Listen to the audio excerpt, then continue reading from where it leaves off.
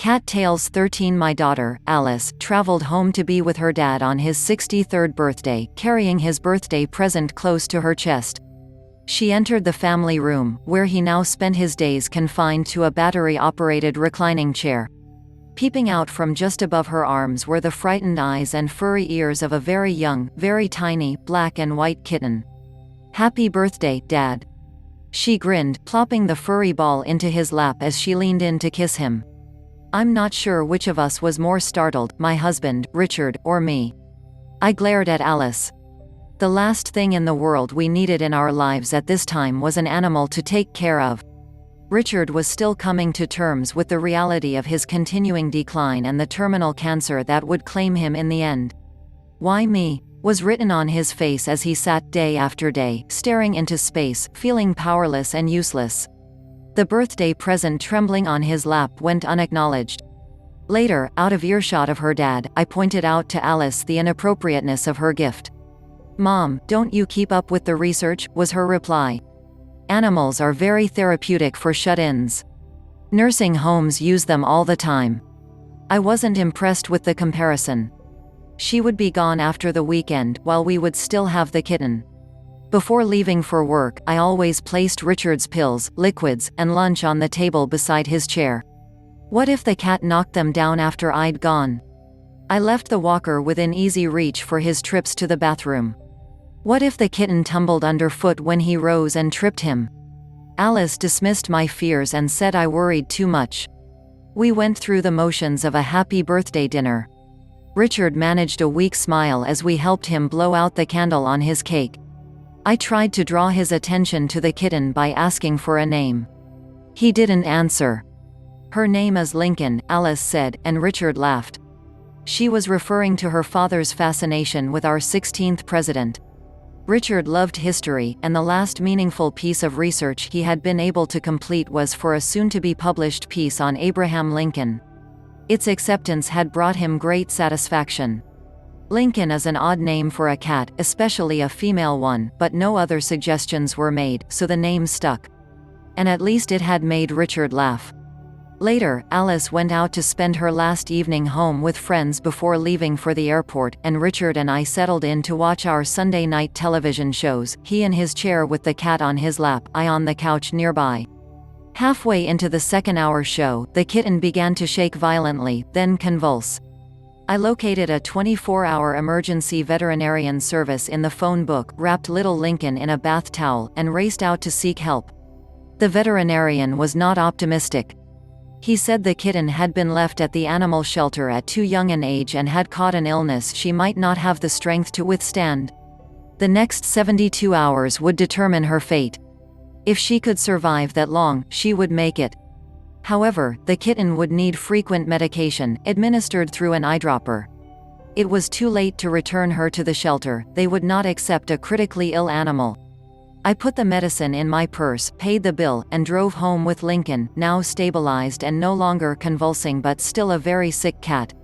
I gave Richard the grim prognosis and said I would arrange to take the next couple of days off from work. His response surprised me.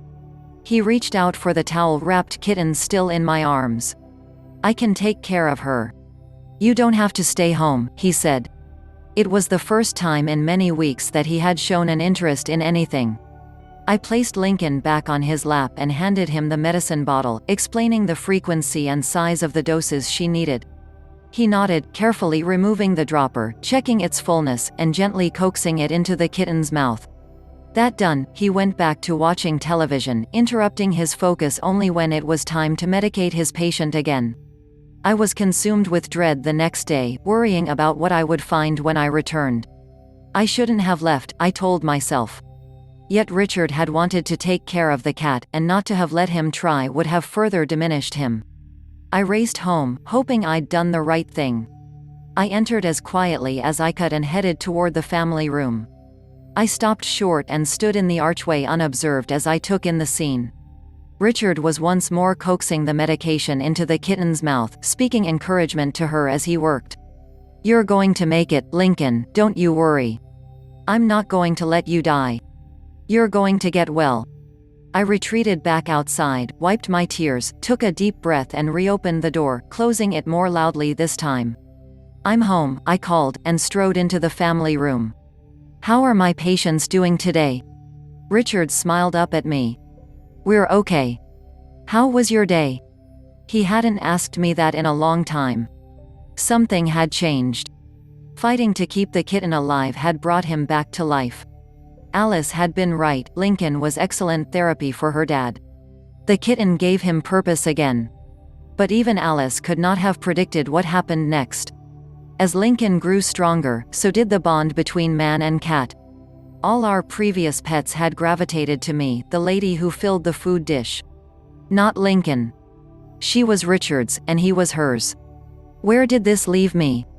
I was soon to find out. Lincoln grew into a healthy cat. Her antics amused Richard and kept him entertained. Even when off his lap, she stayed close, keeping an eye on him. As she grew stronger and he grew weaker, their roles seemed to reverse. If she sensed a sadness coming over him, she returned to his lap, nuzzled her head under his chin before settling down, knowing how stroking her soft coat could calm him. She knew how to make her man happy, and Richard was her man. I was seen as the other woman.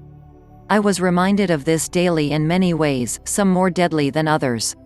At first, it was the "get your hands off my man you hussy" message I got whenever I leaned over to kiss my husband, and a paw would come up beside my face, claws extended, to plant a slap upon my cheek as my lips touched Richard's. My troubles multiplied when it was time to sleep. I'd get Richard into bed and snuggle in beside him, but not for long. Suddenly Lincoln was in the bed too, plopping herself down between our heads, biting my face and pushing me until I inched farther away and she could settle in between our heads. I wasn't getting the message, though, and clearly stronger measures were needed if Lincoln was to succeed in removing me from the picture. Ambush was her next tactic of choice. I learned to look around corners when approaching a room or hallway, but I was never quick enough. She always knew when and where I was coming into range and would leap out from behind the nearest wall to bite my ankles or grab my nylons with her sharpened claws. Ruined stockings and bloody, scratched legs didn't seem to dissuade me either. I continued to come home from work, and worse yet, I continued to greet Richard with a kiss, in spite of the furry interference. This was more than Lincoln could stand. She became more sinister in her plotting. When Richard became too ill to climb stairs, we rearranged where we slept, but his study and much of our clothes and other items remained where they were. If either of us needed something, I'd go get it. It was still dark out when I would go upstairs in the mornings to dress for work. I didn't turn the hall light on going up or down, because I didn't want to wake Richard before I had to. Lincoln realized that if she hid her white paws under her and flattened her black body against the dark carpet of the next stair in my descent, I could easily be tripped, tumble down the long staircase, and break my neck. Once the undertakers left with my body, she'd have Richard all to herself. She nearly succeeded. I took many a stumble when my foot hit and slid from her back, but a quick grip of the banister always helped me regain my balance. Surprisingly enough, she never gnawed at the banister's slats to make the railing too weak to hold my weight. At least, not that I know of. Sadly, we both lost him in the end. Shortly after Richard died and there was just the two of us alone in the house, Lincoln went out and never returned. Perhaps she went looking for her man. In any case, she had no desire to live there with me. I wished she would have stayed. I missed that jealous, homicidal cat.